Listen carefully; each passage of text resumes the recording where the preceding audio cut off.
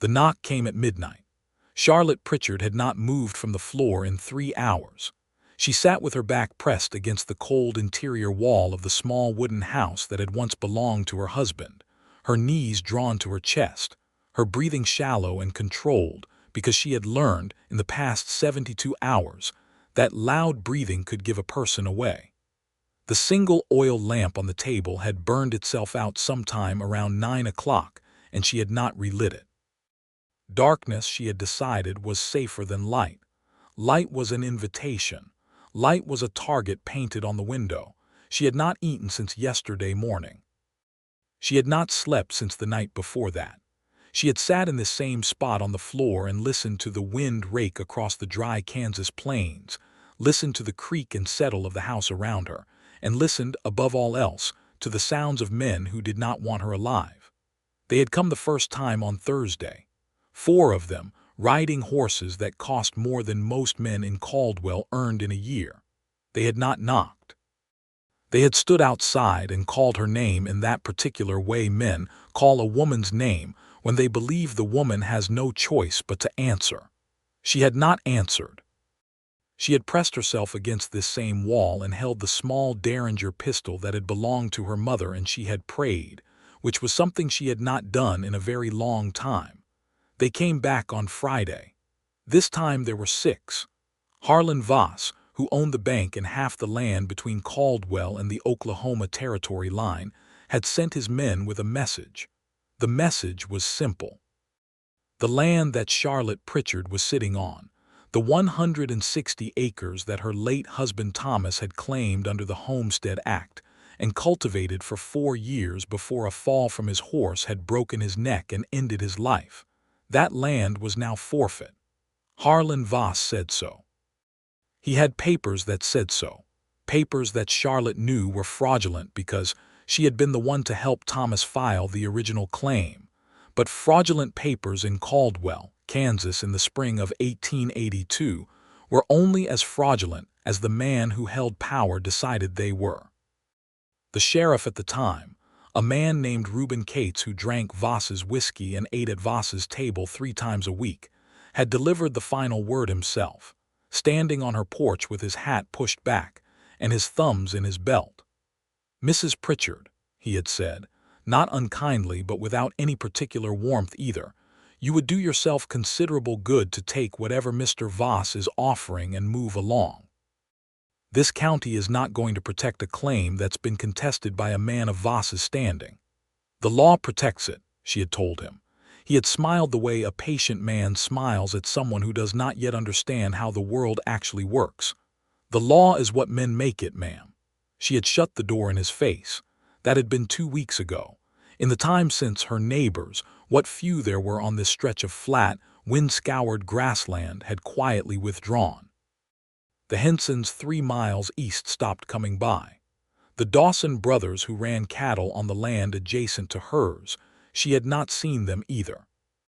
A woman who ran the dry goods store in town had pressed her hand and whispered, "I am sorry, Charlotte, truly I am," which is the kind of thing people say when they have already accepted a conclusion they are not willing to fight against.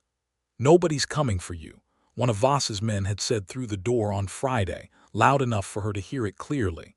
He had not been cruel about it. He had been matter-of-fact, which was somehow worse. Mr. Voss is a patient man, but patience has a natural end. You might want to think on that. She had thought on it. She had thought on little else. And now it was midnight and someone was knocking on her door, not pounding. Not the aggressive, territorial knocking of men who believed they already owned everything inside. This was a measured knock, 3 times evenly spaced, the kind of knock that waited. Charlotte rose from the floor without making a sound. She moved to the side of the door, not in front of it, because she had learned that lesson from a story Thomas had once told her about a man in Abilene who opened his door at night and was shot through it before he could say a word. She held the Derringer in her right hand. Her palm was damp. "Who is it?" she said, not a question, a flat statement that she wanted an answer to, a pause, then a voice she did not immediately recognize. Male, moderately low, with the particular even quality of a man who was accustomed to being heard without raising his volume.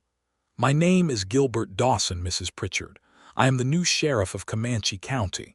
I apologize for the hour. I need to speak with you, and I was told that daylight visits tend to attract the wrong kind of attention." Charlotte's hand tightened on the pistol. The name Dawson was familiar. The brothers who ran cattle nearby. But a new sheriff was something she had not heard about, which meant either this man was lying or information had stopped reaching her when her neighbors stopped coming around. "Who told you that?" she asked. Another pause. "Eliza Henson. She is the one who came to the county seat in Wellington and told me you were alone out here. She was very concerned. She seemed to feel that no one was coming and she was determined to prove that wrong." Charlotte stood for a long moment in the dark. Something she could not entirely name moved through her chest. She put her free hand against the door, feeling the rough grain of the wood, and made a decision. She lifted the latch and opened the door. The man standing on her porch was not what she had expected, though she was not certain what she had expected. He was tall, a few inches over 6 feet, with the kind of build that came from actual physical labor rather than any deliberate effort toward it. He wore a dark coat against the spring chill and a sheriff's star on his chest that caught the weak moonlight. He had removed his hat when she opened the door, which was a small thing but one she noted. His face was not particularly handsome in any theatrical way, but it was honest, and in that moment honesty was the most beautiful thing she had seen in 2 weeks. He was looking at her with an expression she catalogued carefully. Concern, yes, but not pity. Assessment, but not the calculating kind. He was reading the situation, not her. "You look like you have not slept in several days," he said. "I have not," she agreed. "You should come inside before someone sees the light." He stepped inside. She closed the door behind him and put the latch back in place. She lit the lamp on the table just low enough to see by and turned to face him. He was looking at the floor where she had been sitting, the indented place in the thin rug, the small stack of items she had assembled there. Water canteen, her mother's derringer, a folding knife, a box of matches, and a photograph of Thomas that she had decided she would not leave behind regardless of what happened. He did not comment on any of it. She respected that tremendously. "Sheriff Dawson," she said, "sit down and tell me why you are here." He sat in the chair across the table from her. He set his hat on his knee. He had dark hair that needed cutting and eyes that were a shade somewhere between brown and amber, the color of good whiskey held up to the light, and she noticed these things because noticing details was what kept a person alive, and because she was a woman who had always paid attention. "I am here," he said, "because Harlan Voss has been operating outside the law in this county for approximately 6 years. And because the previous county structures that enabled that have recently been dismantled at the state level. I was appointed by the county commission in Wellington 3 weeks ago. I am aware that the information has not widely circulated here yet, which appears to be by design on Voss's part. He controls the telegraph office," Charlotte said, "so I understand. And the newspaper. Yes. And the previous sheriff. Reuben Cates resigned his position on the same day I was appointed," Gilbert Dawson said, with an inflection that suggested the timing was not a coincidence. "He is no longer in any position of authority." Charlotte sat down on her side of the table. She placed the derringer on the surface between them, not pointing at him, just there, visible, which was her way of saying that she was neither helpless nor entirely without resources. He glanced at it and then looked back at her without any change in his expression, which told her something about his character. "What does this mean for my claim?" she said. "It means," he said slowly, "that the fraudulent transfer documents Voss filed against your land 3 months ago are being contested at the state level. I have papers in my saddlebag that establish a temporary injunction against any eviction or seizure until the matter is resolved. You are legally protected on this land, Mrs. Pritchard. Right now, tonight, as of this moment." The words moved through her like something physical, like the first warmth after a very long cold. She felt her jaw tighten because she was not going to cry in front of a man she had met 4 minutes ago, but it was a near thing. "How long?" she said. Will the injunction last? 60 days, long enough for the state to send an attorney to review the original filing. I believe, based on what I have already seen, that the case in your favor is strong. Thomas Pritchard's claim was properly filed and properly maintained. The documentation Voss produced appears to rely on a forged signature. He paused. I need you to tell me everything you know. I need to understand what happened here, from the beginning. And so Charlotte Pritchard, who had been silent and alone for 2 weeks, who had pressed herself against a cold wall in the dark and listened to men tell her that no one was coming, began to talk. She started where everything had started, which was 3 years before Thomas's death, back when Harlan Voss had first approached them about buying the eastern quarter of their land. Thomas had refused, politely but firmly. He had refused again 6 months later, when the offer came with considerably more pressure attached to it. He had refused a third time when Voss's men had found the fence along the eastern property line cut, and the cattle they'd been grazing there gone missing for a week.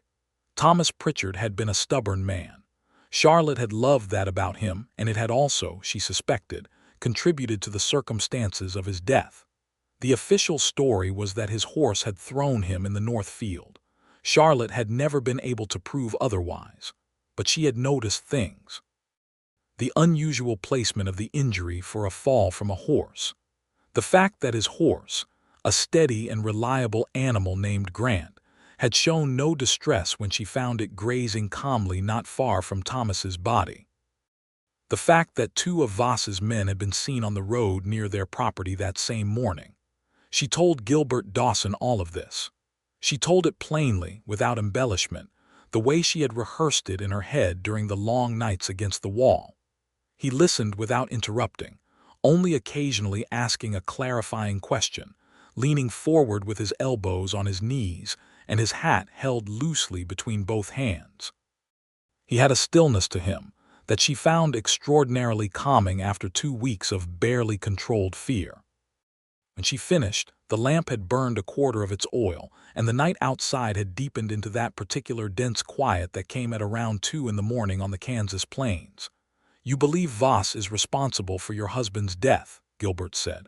I believe it is possible, Charlotte said carefully, because she was not a woman who made accusations she could not support. I cannot prove it.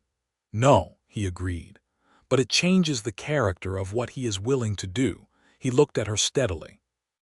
Mrs. Pritchard, I want to be honest with you. Serving this injunction on Voss tomorrow morning is going to provoke a response. He is not a man who accepts legal setbacks quietly. I can provide some protection, but I am one sheriff with 2 deputies in a county that is geographically large and where Voss has considerable resources. I need you to understand the situation clearly. She looked at him for a moment. Are you suggesting I leave? No, he said, without hesitation.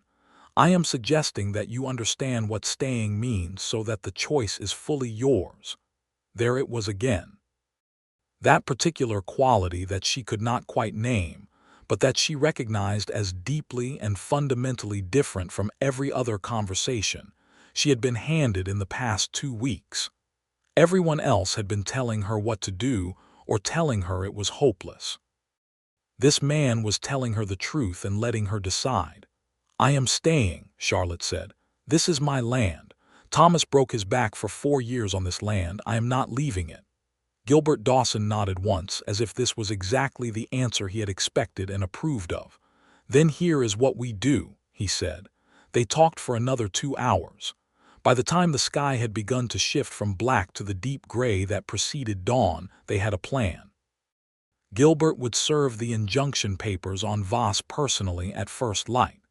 His deputies, brothers named Aldrich and younger than Gilbert by a few years, would take up positions that kept Charlotte's property in sight throughout the day. Charlotte would stay inside and visible only when necessary. If Voss's men came, they were to be warned once, shown the legal papers, and if they did not comply, arrested. And if they don't accept the arrest, Charlotte asked. Gilbert picked up his hat from his knee and settled it back on his head.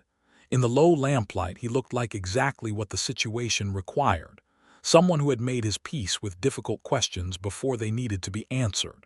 "Let me worry about that," he said. He stood. He moved toward the door and then stopped. He turned back to face her with something that was not quite uncertainty but was adjacent to it, a quality of hesitation in a man who she suspected did not hesitate often. "You have been very brave," he said. "Sitting here alone for 2 weeks. Most people would have left." Charlotte stood up from the table.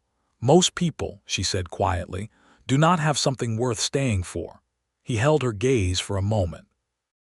In the deep quiet of the Kansas night, in the thin golden light of the oil lamp, she was acutely aware of the space between them, of the fact that this man, this stranger, had come to her door at midnight when everyone else had decided she was already lost. "Get some rest," he said. "Tomorrow is going to be a long day." She let him out. She stood at the small window and watched him unhitch his horse from the post at the corner of the property, a big dark bay animal that moved with the ease of a horse well cared for. He rode away into the gray-dark morning without looking back, and Charlotte Pritchard, for the first time in 2 weeks, felt something shift in the tight, locked-down place in her chest. It was not safety. It was not certainty. But it was something that resembled hope, and she had forgotten, until this moment, how much that particular thing felt like being able to breathe. She did not sleep, but she sat at the table instead of on the floor, and she watched the dawn come up over the flat Kansas horizon, with the derringer put away in the kitchen drawer, and the photograph of Thomas on the table beside her. And she thought about a man with eyes the color of whiskey in lamplight who had knocked on her door in the dark and said, without any drama, that she was legally protected. Legally protected. 2 of the most extraordinary words she had ever heard. At 6:30 in the morning, she heard distant horses and her hand moved automatically toward the kitchen drawer. But then she recognized the sound of only 2 animals moving at a measured pace rather than the purposeful advance of several. And she looked out the window to see 2 young men she did not know taking up positions on the slight rise to the north of her property. Aldrich brothers. Deputies. Her protection. She put water on to boil and made coffee for the first time in days, and while it brewed she allowed herself to think, cautiously, about the future. The day that followed was long in the way that days filled with invisible tension are always long. Charlotte moved through her small house and did the ordinary things she had been too frightened to do for 2 weeks. She swept the floor. She fed the chickens that had somehow survived in the yard without her attention. She mended a tear in the sleeve of one of her work dresses. She stayed near the windows, watching the flat land in every direction, cataloging every movement the way she had learned to do. In the afternoon, a rider came from the south at speed. Charlotte's heart seized until she recognized, as he came closer, that it was one of the young deputies, the older one, and he drew up outside her door and called out her name. She opened the door. "What happened?" "Sheriff Dawson served the papers," the deputy said, slightly breathless. "Voss took it hard. He has got his lawyer working on a response, but the injunction is legal and it stands. Voss's men have been told to stay off your property. Sheriff Dawson said to tell you, hold steady." She held steady. The second day was quieter but no less tense. A rider she recognized as one of Voss's regular hands came past her property line in the morning and stood his horse there, just watching, not crossing onto her land but making his presence known. Charlotte stood at her window and watched him back until he rode away. It was a small victory, but she claimed it. On the 3rd day, Gilbert Dawson came back.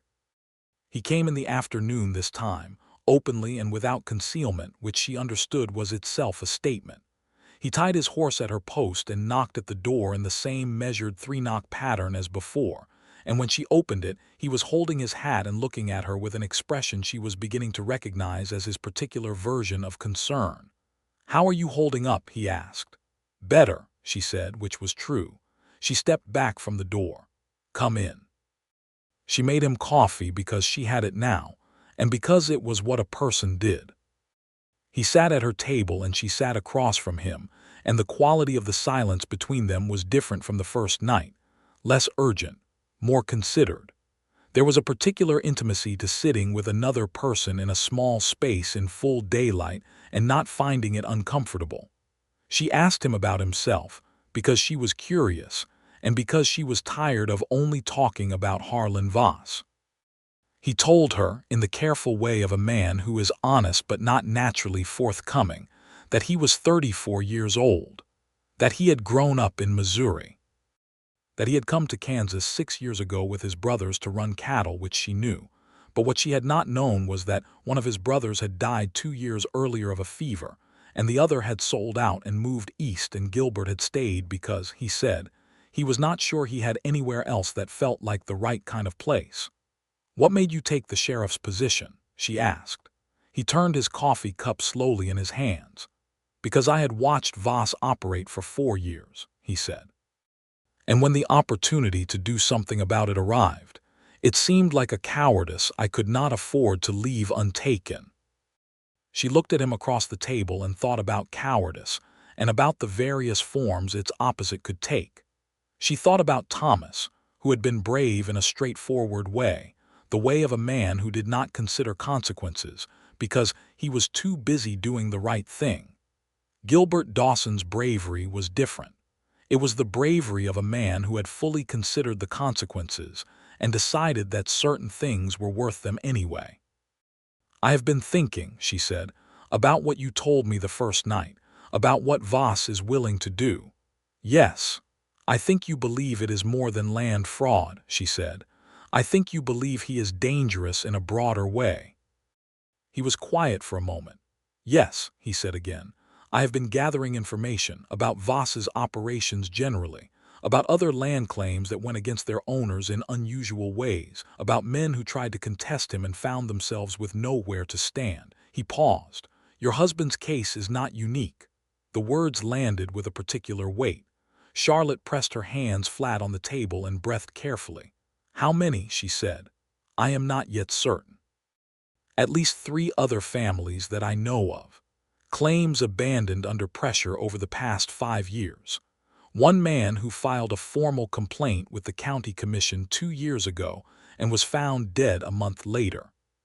She'll cause accident." "What kind of accident?" He fell from his horse. The air in the small house seemed to change temperature. Charlotte looked at the window, at the flat light of the Kansas afternoon, at the ordinary peaceful appearance of a world that contained things like Harlan Voss and the people who enabled him. "I need you to understand something," she said, turning back to Gilbert. "I am not going to leave, but I also need you to understand that I am not simply sitting here being protected. If you are building a case against Voss, I have information. Things Thomas told me, things I saw myself, things I have been going over in my head for the past 2 weeks. She held his gaze. "I want to help." Gilbert Dawson looked at her for a long moment with those whiskey-colored eyes, and she had the distinct impression that he was recalibrating something, some prior assessment he had made of the situation or of her or of both. "All right," he said. "Tell me what you have." What followed was not romantic in any conventional sense. They sat at her table for 3 hours, and Charlotte told him everything she could remember. Conversations Thomas had reported, observations about Voss's men and their movements, a specific day 3 months before Thomas's death, when she had seen 2 men she had never identified before riding the property line at dusk, a letter Thomas had received that he had burned rather than keep, and told her only that it was a threat he had decided not to dignify. She had not thought about these things as a body of evidence before, but as she laid them out for Gilbert and he wrote in a small notebook he had taken from his coat pocket, she began to see the shape of them, the pattern they made, and it was a damning one. He asked questions that were precise and intelligent. He knew how to interrogate information without leading the person providing it, which told her he had done this before in some capacity. She asked him later, when they had finished and the afternoon had gone and the lamp was lit again, and she had made supper from the provisions she had been able to cook now that she was not entirely certain someone was going to break down her door at any moment. She asked him where he had learned to think that way. He smiled, and it was the first time she had seen him smile properly, not the small controlled expressions he kept as a kind of professional neutrality, but an actual smile, which rearranged his face considerably and made him look younger. "I spent 2 years working as an investigator for a freight company in Missouri," he said, "before the cattle." "An investigator," she repeated. "Theft mostly, tracking goods that disappeared between origin and destination, finding where the breakdowns in the chain occurred." He took a bite of the beans and cornbread she had set in front of him. "Voss is not so different from the men I tracked in that work. A man who believes that controlling information and controlling legal processes gives him control of everything else." "Does it?" Charlotte said. "Give him control of everything else?" "Until someone decides to control the legal process from the other direction," Gilbert said, "which is what we are doing." She ate supper across from him, and it felt like the most normal thing she had done in months, and the contrast between that normalcy and the preceding weeks of fear was sharp enough to be almost painful. She found herself watching him in the way she had promised herself she would not indulge, noting the way he held himself, the way he moved without waste or excess, the particular focused quality of his attention. He was not a man who performed ease. He simply was at ease, even in difficult circumstances, and she recognized that quality because Thomas had had something similar, though in a different register. She thought about Thomas and felt the familiar complicated ache of grief that had been pushed, these past 2 weeks, into the background behind the more immediate fear. Thomas had been gone 8 months. 8 months was not very long. She told herself this firmly and turned her attention back to the practical. After supper, Gilbert said he needed to get back to Caldwell before full dark. She walked with him to the door. He gathered his hat and coat, and then turned to her in the doorway, and they stood there for a moment in the warm light from inside, and the cooling night air from outside, and the space between them was no longer the professional distance of a sheriff consulting a witness. "I will come again in 2 days," he said. "If anything happens before that, send word with one of the deputies." "I know," she said. He looked at her for a moment. "You are remarkably composed," he said, and she could not tell if it was a compliment or an expression of something else. "It took practice," she said honestly. Something moved in his expression there and then carefully neutral again. He settled his hat on his head and stepped off the porch, and she watched him ride away into the dusk and thought, with the small, stern part of her mind that she kept for self-management, that she needed to be very careful. She was a widow of 8 months who was in a precarious legal situation, and who had no one else and who was, she recognized with uncomfortable clarity, increasingly invested in both the company and the continued presence of the man who had been sent to help her. These were not the conditions under which a person made sound emotional decisions. She went inside and washed the dishes and told herself to be sensible. The next 2 weeks proceeded in a pattern that had the quality of something building toward a conclusion. Gilbert came every 2 or 3 days, always in the afternoon, always with something new to report. The state attorney who had been dispatched to review the land claim arrived in Wellington and began going through Voss's paperwork. Gilbert shared what he learned as he learned it. The case was strong. The forged signature on the false transfer document was identifiable as forgery to anyone who knew Thomas Pritchard's actual handwriting, which Charlotte did, which meant she could provide testimony. The testimony piece was what made things shift. When Gilbert told her that she would likely be asked to appear in Wellington before the state attorney, she said yes immediately. He looked at her with an expression she had not seen from him before, a particular quality of worry that was not professional. "Voss will know when you go," he said. "He has people in Wellington too. I know that. I will accompany you personally." "I know that too," she said. "I am not afraid of going, Gilbert." It was the first time she had used his first name. They were both aware of it. She could see it in the brief stillness that followed, the half-beat pause before he responded. "Good," he said, with a slight adjustment in his voice that she pretended not to notice. She had stopped pretending, to herself at least, that she was not drawn to him. It was a fact that she held carefully. The way one holds something fragile that cannot yet be put down, but also cannot be gripped too hard. He was the man who had come when everyone else had decided there was no point in coming. That alone was enough to make her feel something she would not yet name. But it was more than that.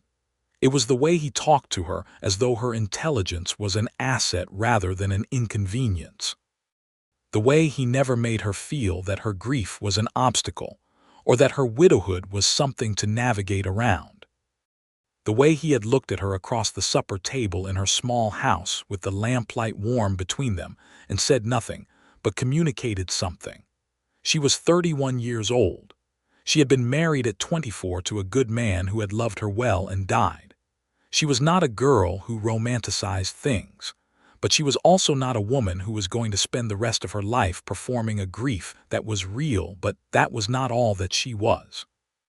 The trip to Wellington was arranged for a Thursday in early May. Gilbert arrived before first light with his 2 deputies and a wagon that would be more comfortable than horseback for the full-day journey. Charlotte had dressed carefully, as if the act of dressing with intention was itself a form of armor, a statement that she was not arriving as a frightened woman but as a witness with something useful to say. When she came out onto the porch with her small bag, Gilbert was standing by the wagon. He looked at her in the gray morning light and said nothing for a moment. Then, "You look formidable." She did not quite smile, but something in her expression moved in that direction. "Good," she said. "That is the intention." The journey to Wellington took them along the main road south, through flatland that was just beginning to green in the May warmth, with the sky vast and pale and the grass moving in the perpetual Kansas wind. Gilbert rode alongside the wagon for a time, and then, as the sun rose higher and the day settled into its tempo, he tied his horse to the back and climbed up to sit beside her on the wagon seat, handing the reins to the younger deputy, who moved to accommodate this arrangement with the particular studied non-expressiveness of someone pretending not to notice something. Sitting beside him in the open wagon with the plains rolling past on either side, Charlotte felt the strange double quality of the moment, the ongoing reality of the threat, of where they were going and why, alongside the simple physical fact of proximity to someone whose presence she had come to depend on far more quickly than she would have predicted. "Tell me about Missouri," she said. "Something that isn't about freight investigations." He looked at the road ahead and then at her sideways. "What would you like to know? What it was like when you were a boy?" He was quiet for a moment. Rural, wooded, the opposite of this in almost every way. He gestured at the flat horizon. "I used to think I could not live somewhere without hills. I was wrong." "What changed your mind?" "The space," he said. "There is something about a place where you can see to the edge of the world in every direction. You can see things coming. You can see trouble before it arrives." He paused. "I find that preferable to trouble that hides behind hills." She thought about that. "You could see me," she said. He turned and looked at her directly. "I could see you," he agreed, and the words had a gravity that was not entirely about sight. The deposition in Wellington took most of the following day. The state attorney was a precise, thin-faced man named Emery who asked good questions and wrote everything down in a hand so small and dense it was barely legible. Charlotte told him what she knew. She told it clearly and completely and without emotional excess, and when she was done he looked at her over the rim of his spectacles and said, "Mrs. Pritchard, your testimony is extremely useful. I am going to be frank with you. The case against the fraudulent transfer is very strong. The question of what additionally may have occurred on your land and with your husband is a more complex matter." "I understand," she said. "It will take time." "I have time," she said, which was true now in a way it had not been 3 weeks ago. She and Gilbert had supper at a small restaurant in Wellington that evening, waiting for morning to make the return journey.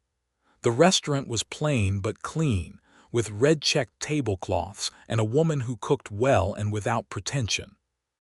They had been there together all day in the context of the legal proceedings, and supper had an air of something more personal than either of them had yet directly acknowledged, the way a meal at the end of a shared difficult day always carries with it the weight of what has been faced together. "You were extraordinary in there," he said, when the food came. "I was honest," she said. "In this context they are the same thing." He looked at his food and then at her. "I want to ask you something and you can tell me if it is inappropriate." Her heart did something she chose not to examine. "Ask." "How do you want this to end?" he said. "The whole thing, not just the legal case. What do you want the next year to look like, 2 years, if it all goes in your favor?" It was not the question she had expected. She considered it seriously because he was asking it seriously. "I want to work the land," she said. "Thomas and I always intended to expand the wheat crop. There is good soil on the northern acreage. I know how to run it. I grew up on a farm in Ohio. I know the work. I just need the security to invest in it properly." She paused. "I want to stop waking up and wondering if this is the day it all ends. I want to live like a person who believes they have a future." He was watching her with that particular quality of attention she had come to recognize as his concentrated version of care. "And beyond the land," he said carefully. She looked at him across the red-checked tablecloth in the lamplight of the Wellington restaurant and made a choice that was not impulsive but that felt, in the way of all true choices, like a kind of falling. "That," she said, "is a question I am choosing to leave open for the moment. But not indefinitely." He held her gaze. The air between them was charged with the specific electricity of two people who have said something important without saying it directly. Then he nodded once with a seriousness that was not gravity but was close to it, the nod of a man who was putting something in a place he intended to return to. "That seems reasonable," he said. They rode back to Caldwell the next morning, with the understanding between them changed in a way neither had articulated, and both were acutely aware of. The deputies rode ahead of them on the road and Gilbert sat beside her on the wagon again, and the morning was bright and the prairie smelled of green things growing, and Charlotte found herself, for the first time since Thomas died, thinking about the future in a way that was not simply survival. The situation with Voss came to a head in the 3rd week of May. Charlotte was not entirely surprised. She had known it was coming. The legal process was moving steadily in her direction, which meant that Harlan Voss, who had operated with impunity for 6 years because he controlled the legal process, was watching his control dissolve, and men like Voss did not accept dissolution with equanimity. The warning came from Eliza Henson, who sent her teenage son riding to Charlotte's door at 7 in the morning with a message scrawled on a piece of brown paper. "Voss called a meeting with his men last night. Elia's heard through the back wall of the saloon. He's going to move against you directly, tonight or tomorrow. Eliza." Charlotte read it twice and then sent the boy riding to find Gilbert. Gilbert came within the hour, which told her how close he had been keeping himself, which told her a great deal. He came through the door with an expression she recognized as his battle-ready face, the particular focused calm of a man who had thought about this possibility and made his decisions before it arrived. "Pack what you cannot replace," he said. "You are coming to town with me." "I am not abandoning my house," she said. "I am not asking you to abandon it," he said. "I am asking you not to be in it alone when Voss's men arrive. There is a difference." He looked at her steadily. "Charlotte, please." It was the please that did it, not because she was a woman who responded to entreaty, but because she recognized in the word the weight of genuine fear, and it was fear for her, and she understood that fighting against someone's genuine fear for your safety was not bravery but a kind of cruelty. She packed what she could not replace: the photograph of Thomas, her mother's derringer, the folder of documents related to the land claim, a few changes of clothes. She was ready in 20 minutes. He brought her to Caldwell, to the small room above the dry goods store that the owner, a woman named Mrs. Collier, who turned out to be considerably less neutral than Charlotte had assumed, had offered for exactly this situation. Mrs. Collier pressed Charlotte's hand and said, "You stay as long as you need to," with a fierce practicality that made Charlotte's throat tighten. That night, Voss's men came to Charlotte's property. There were 8 of them. They found Gilbert Dawson and both his deputies waiting for them, along with 4 additional men from the county, because Gilbert had been preparing for exactly this. He had sent a telegram 2 weeks ago to Wellington and had been promised deputies if the situation escalated to this point. No one was killed, which was the outcome Charlotte had feared most. There were 2 men arrested, including Voss's foreman, who had made the specific and legally actionable mistake of threatening a deputy with a firearm. The others withdrew. In the morning, Charlotte heard the report from Mrs. Collier's son, who had been posted near the sheriff's office. She sat on the edge of the narrow bed in the small room above the store and felt the specific exhaustion that comes after sustained fear finally releases its grip. Gilbert came to tell her himself at mid-morning. He came to the door of the room and she let him in, and he sat in the single chair and told her what had happened, and then he was quiet for a moment and she could see, under his professional steadiness, the outline of a night that had taken something from him even if it had not taken the worst things. "Are you all right?" she asked. He looked slightly surprised, as if the question had arrived in a direction he had not expected. "Yes," he said, and then, more honestly, "I was afraid for you." "I know," she said, "I was afraid for you."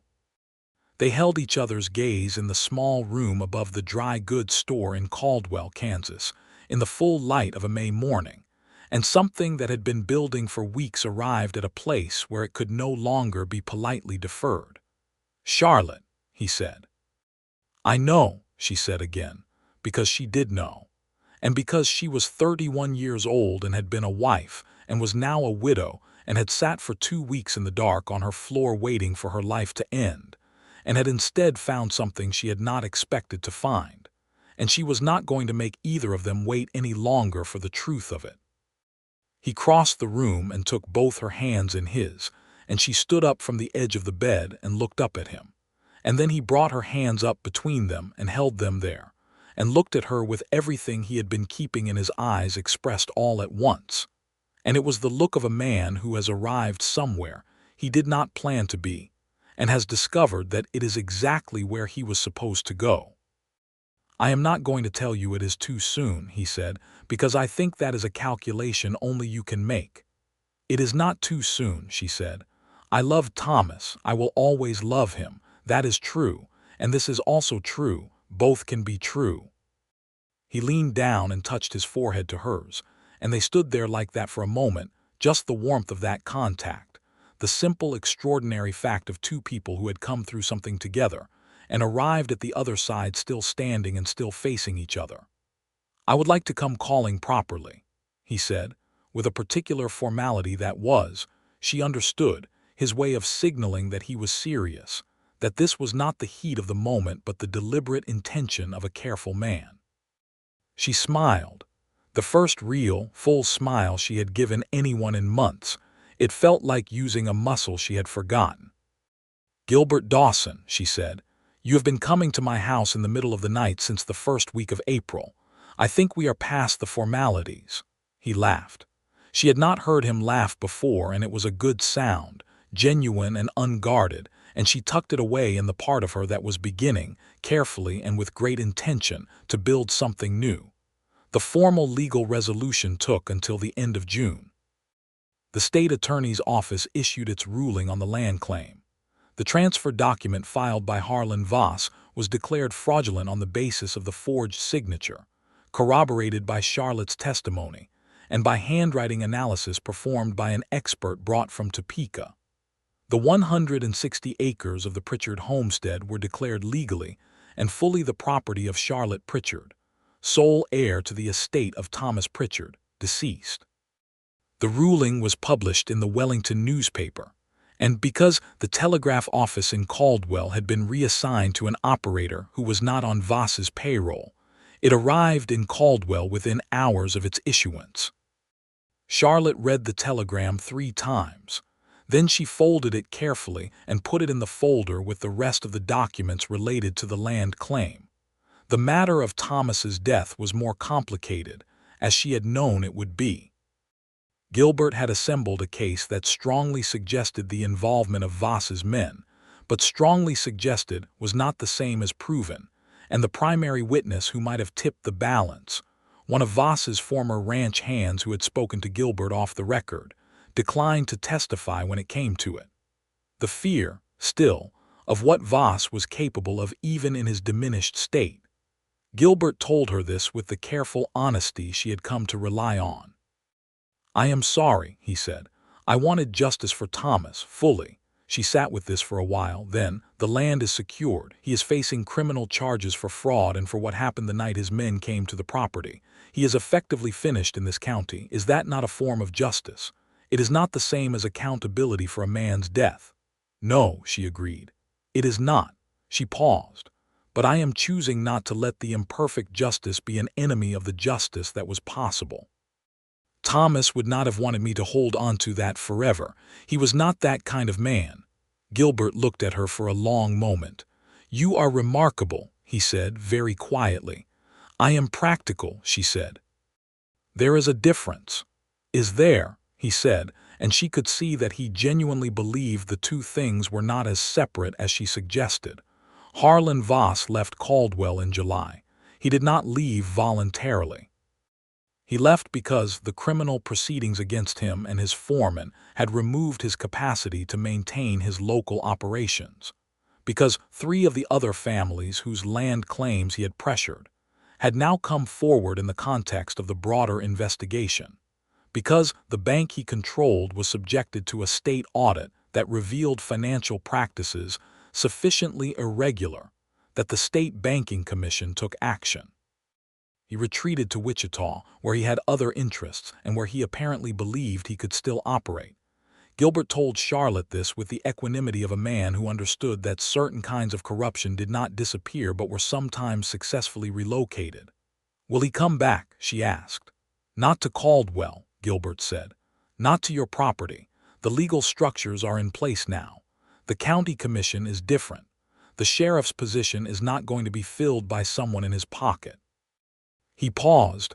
"And I intend to be here for some time." She looked at him.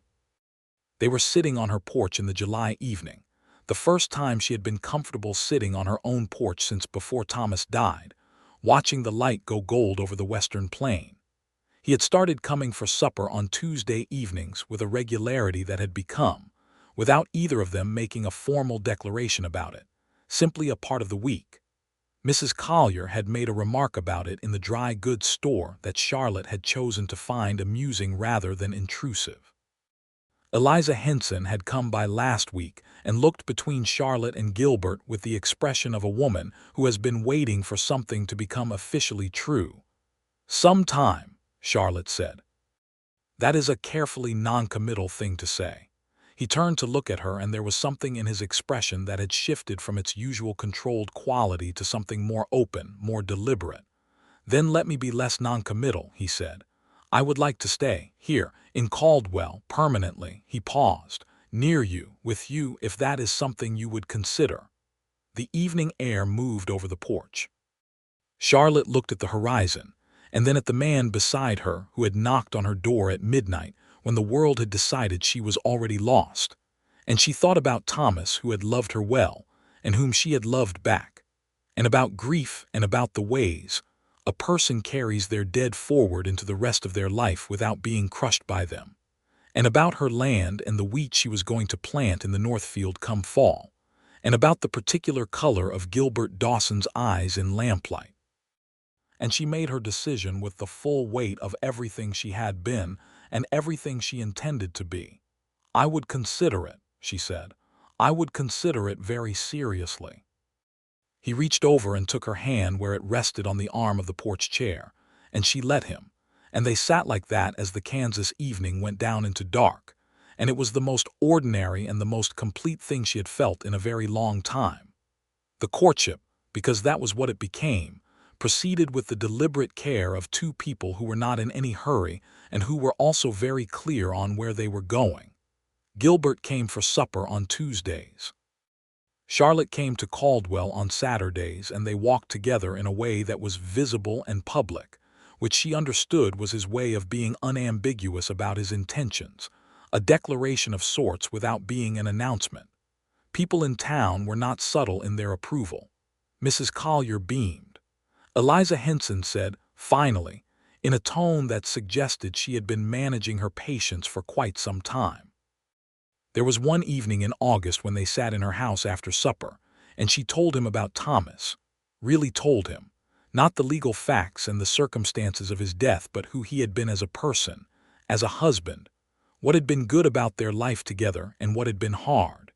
And she was able to tell it without the tight pain of acute grief, with the open-palmed sadness of someone who has loved and lost, and who has arrived at the point where the love is preserved, and the loss is survivable. Gilbert listened without inserting himself, without making it comparative or awkward, simply bearing witness to who Thomas Pritchard had been, and that attentiveness was itself a form of love she recognized and received. She told him also about Ohio, about her family, who were mostly gone now, a mother dead, a father in poor health, a sister in Cleveland who wrote occasionally and seemed happy but remote. About the farm she had grown up on, which had been bigger than this one and more forested, with a creek that ran through the back property, and a particular smell of mud and clover she sometimes still dreamed about. She told him about coming to Kansas with Thomas when she was 24, about the shock of the flatness, the bigness of the sky, the way the wind never entirely stopped, and about how she had come, eventually, to love it with the specific love one develops for a place that has tested you. Gilbert listened to all of this with the quality of someone memorizing something important. In September, Charlotte hired a hand to help with the harvest, a young man of about 20 from a family in town who worked well and asked no unnecessary questions. She put in a respectable wheat crop, and the fall was good to it, dry and warm enough for the harvest to come off cleanly. She stood in the north field on the day they finished and looked at what had been and what was, and felt Thomas's presence in the land under her feet and Gilbert's presence in the life she was building, and did not find these things in conflict. He asked her to marry him in October. He did it on her porch, in the evening, as had become their custom. He had no ring, which he apologized for, and she told him she did not require a ring, which was true, and then he looked at her with the gravity of the occasion fully on his face and said, "Charlotte Pritchard, I am aware that I am asking you for something that is substantial and permanent, and that you have already given such a thing once before. I am asking because I believe, more certainly than I have believed most things, that we are the right kind of people for each other, and because I have been in love with you since approximately the 4th time I came to your door, possibly the 3rd. She laughed. It was the laugh she had been developing again, the one that came from genuine amusement rather than social obligation. The 3rd time, possibly. It is difficult to retroactively determine exactly when something began. She stood up from her chair and took his face in both her hands and looked at him for a moment with everything she knew and felt and intended, and then she said, "Yes, Gilbert, yes." He kissed her. It was their first kiss, and it was exactly what she might have predicted, and also better than any prediction could have prepared her for. The simple rightness of it, the warmth and the care and the deliberateness. A kiss that felt like a promise being made with full knowledge of what promises cost and what they were worth. They were married in November in Caldwell at the small church on the main road, on a Saturday afternoon when the sky was the deep clear blue that sometimes comes to Kansas after the summer heat has fully released and before the winter begins in earnest. Eliza Henson and her husband were there. Mrs. Collier was there. The 2 deputies who were Gilbert's brothers in everything but blood were there, standing up beside him with the expressions of men trying not to be obviously emotional and not entirely succeeding.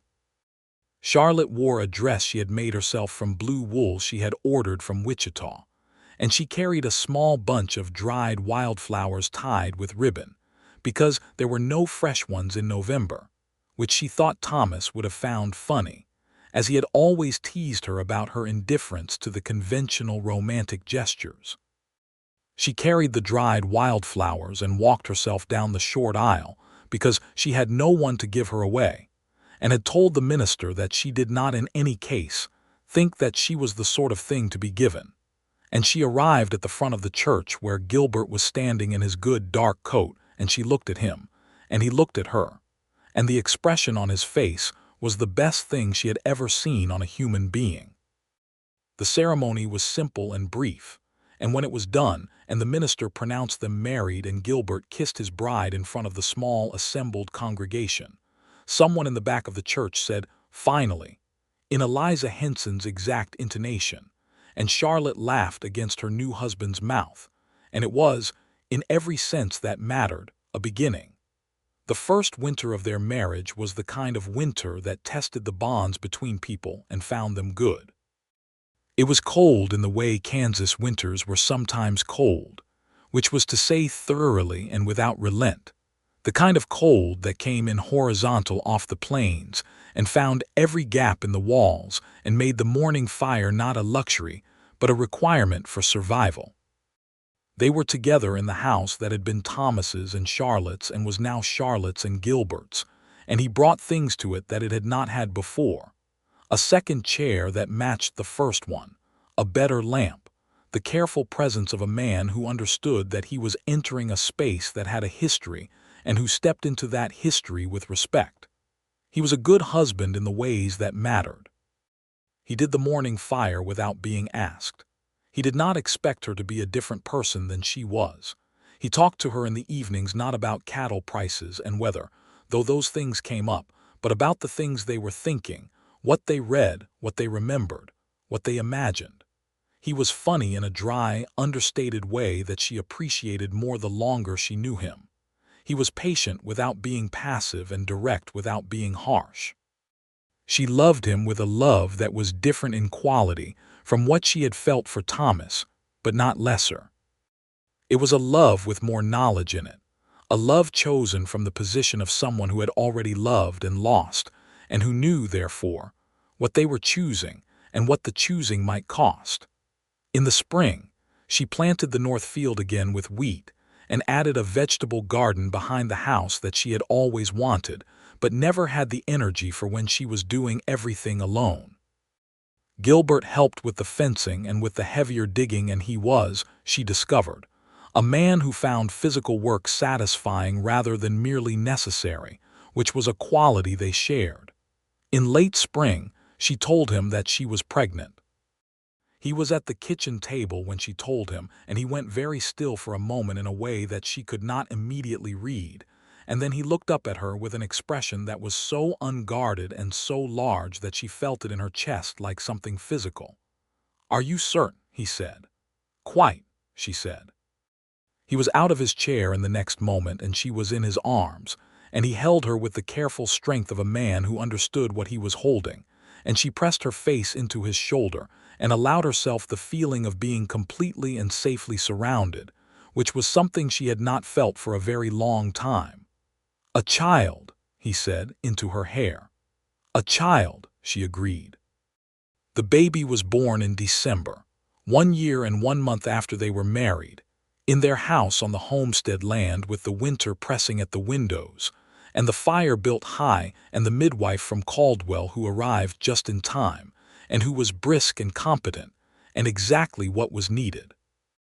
Gilbert was outside on the porch doing the particular pacing of a man who has been told to wait, and when the cry came, the first cry, the announcement of a new person arriving in the world, Charlotte heard his footsteps stop on the porch boards, and then the deliberate, controlled pace of a man trying very hard to come inside rather than run. The midwife put the baby in her arms, and Charlotte looked at the small red face and the dark hair and the astonishing improbable realness of new life, and when Gilbert came into the room and knelt beside the bed, she held the baby out to him and watched him take his son with both hands and look down at him with the expression of a man whose life has been permanently rearranged in the best possible way. "A boy," the midwife confirmed, unnecessarily. "A boy," Gilbert said, very softly, and his voice had something in it she had never heard before, a particular quality of wonder that she filed away in the part of her that kept the best things. They named him Thomas Gilbert Dawson, because Thomas had built the land that the baby would grow up on, and because Gilbert had made the land safe for the baby to grow up on, and because naming a child was how you brought your dead with you into the future without being dragged back into the past. The Thomas came first, as it should. The years that followed were not without hardship because no years on the Kansas plains were, and because life, even when it is going well, contains the ordinary difficulties of weather and health and money, and the thousand small frictions of two people living closely together. There was a drought in the third summer that took half the wheat crop and required them to borrow from the bank in Wellington, which Charlotte did not like but which they managed. There was a winter when Gilbert was ill for 3 weeks with a chest cold that settled into something more serious, and Charlotte sat with him through the nights with the particular fierce calm of a woman who had already lost a husband once and intended not to lose another. And she did not lose him. He recovered slowly and completely, and she did not entirely tell him how frightened she had been because she was not yet ready to hold that open. She told him later. Much later, on a spring evening 4 years into their marriage, when they were sitting on the porch in the warm air watching young Thomas, who was 2.5 and passionate about moving from one place to another as rapidly as his legs would carry him, chase one of the barn cats across the yard. "When you were sick that winter," she said, "I was very afraid." He turned to look at her. "I know," he said. "I could see it in you even when you were being very calm." "I did not want you to see it," she said. "I know that too." He took her hand. "I was afraid as well, not for myself, for what it would mean for you and for him." He nodded at Thomas, who had caught the cat and was now sitting on the ground examining it with the solemn intensity of a child engaged in scientific inquiry. "I do not want to be that afraid again," she said. "I will do my best," he said, with the particular quiet humor that was one of the ways he said serious things. "For the record, you are the most frightening thing I have ever faced in my professional or personal life, and I say that as someone who served an injunction on Harlan Voss at 7 in the morning." She laughed, the real laugh, the one that came from all the way down in her chest. "Frightening," she said. "Formidable," he corrected, "in the best possible sense." She leaned her head against his shoulder, and they watched their son with the cat in the warm Kansas evening, and the land lay around them in the last of the spring light, the north field green with the new wheat. The fencing Gilbert had rebuilt last fall straight and solid to the edge of the property, the small house warm and inhabited behind them. In the summer of the 5th year, Charlotte told him she was pregnant again. He reacted with the same stillness, and then the same large open expression, and she thought that some things about a person are consistent regardless of how many times they happen, which she found deeply comforting. The second baby was a girl, born on a September afternoon when the weather was warm and the light was golden, and the birth was easier than the first had been, which the midwife said was often the way of things. Gilbert held the baby with the same care and the same wonder, and Thomas, who was 3 and not entirely convinced that this new addition was an improvement on his position, came and looked at his sister with an expression of deep suspicion that was so exactly like his father's version of assessing a difficult situation that Charlotte had to look away to compose herself. They named the girl Margaret, after Charlotte's mother, who had died several years before, and whom Charlotte still missed in the steady, incorporated way one misses people who have become part of the foundation of who you are. Margaret had her father's eyes, that particular amber brown, and Thomas had Charlotte's, dark and direct, and watching them grow up in the house on the land that should have been taken from her, that would have been taken from her if no one had come, if Gilbert Dawson had not knocked on her door at midnight and told her she was legally protected, she felt the full weight of what a different version of events would have meant. No wheat in the north field. No son learning to walk across the yard in the spring. No daughter with her father's eyes. No evenings on the porch with the man who had chosen to find her when everyone else had decided she was already lost. Gratitude, in its full form, was not a comfortable feeling. It implied the alternative. Charlotte held the alternative in mind and let it make the actual feel even more vivid. Gilbert served as sheriff of Comanche County for 9 years before the county was reorganized, and the position was combined with a neighboring county in a larger administrative district. He was offered the combined position and declined it because it would have required him to be away from Caldwell more than he was willing to be away from his family. And he had made that decision without consulting Charlotte because he already knew what she would say. And when he told her, she said exactly what he had expected, which was that she was glad, and also that he should have told her sooner so she could have told him sooner that it was the right decision.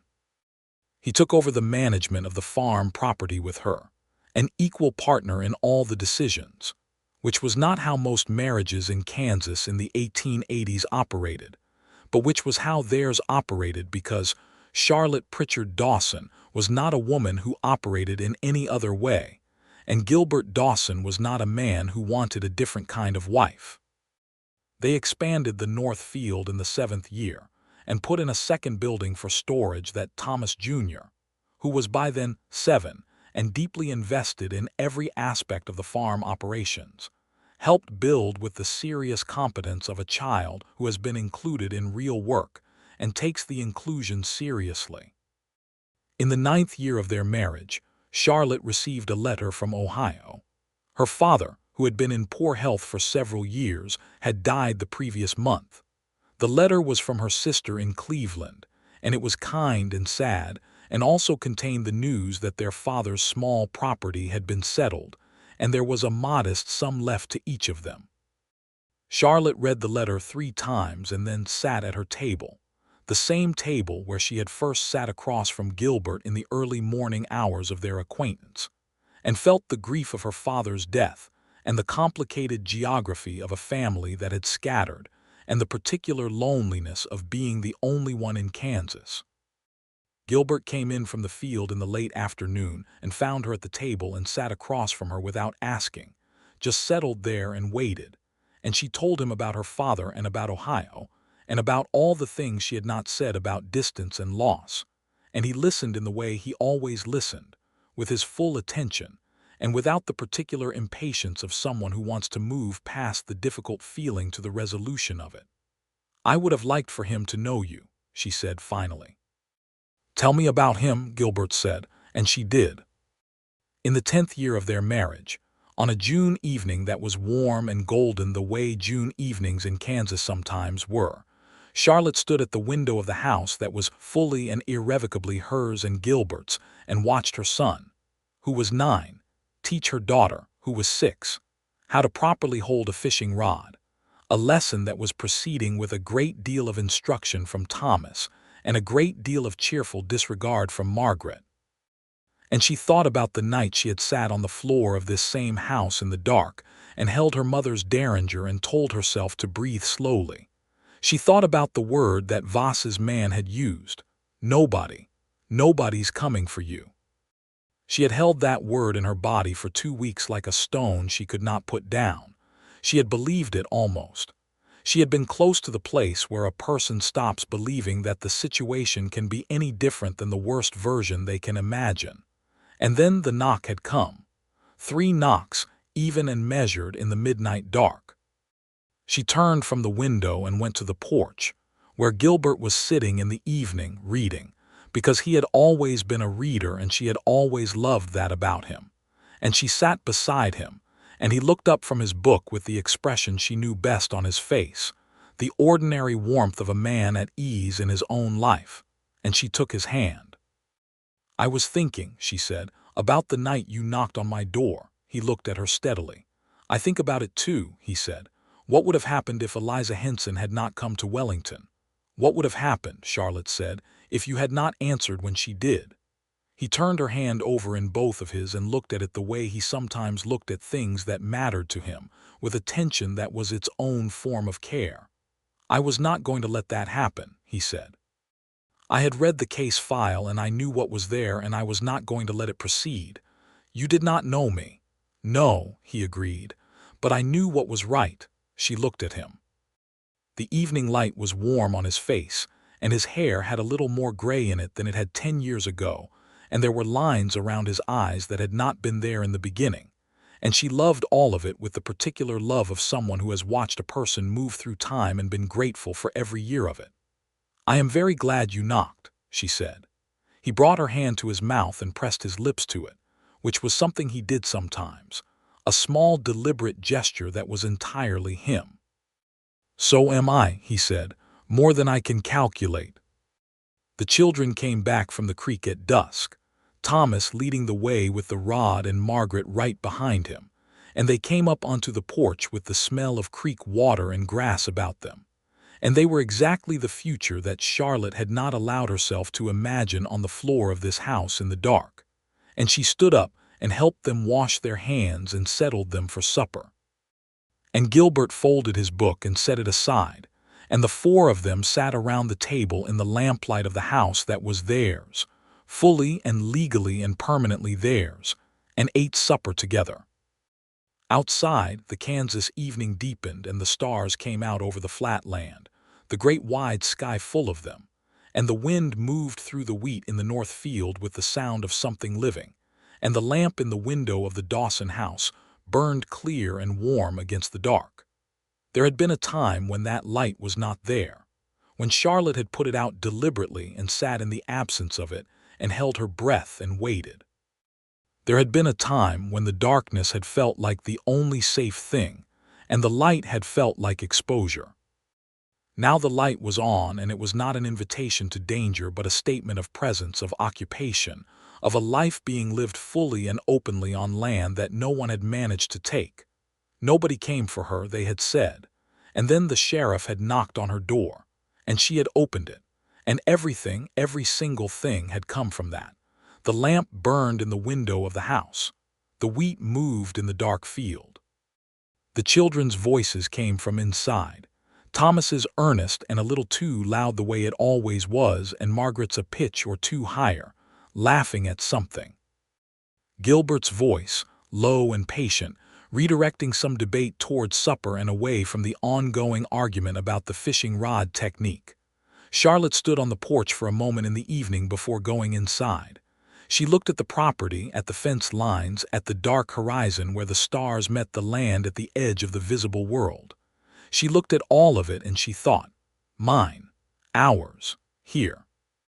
She went inside and shut the door and latched it, not against fear this time but against the cold, the ordinary domestic closing up of a house for the night, and she sat at her table surrounded by the people she loved, in the home she had fought for, on the land she had held, with the life she had built from the ruins of what had almost been taken.